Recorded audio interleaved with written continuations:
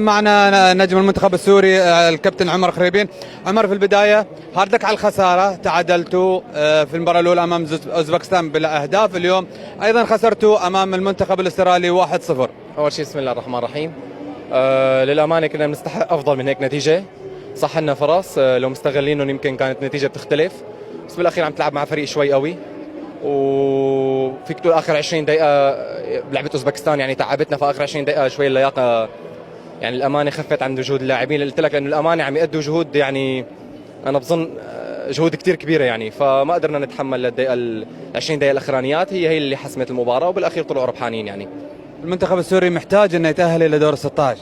أكيد لعبة الهند هي اللعبة الأهم أنا بظن بالمجموعة يعني، وهي التوقعات للأمانة، هي توقعات يعني، وإن شاء الله لعبة الهند أكيد إن شاء الله يكون عند المسؤولية إن شاء الله، ونجيب نتيجة إيجابية إن شاء الله ونتأهل فيها إن شاء الله. إن شاء الله. هارد لك، يعطيك الله العافية. يسلمك. شكرا. شكرا للكابتن عمر خريبين نجم المنتخب السوري. مشاهدينا الكرام.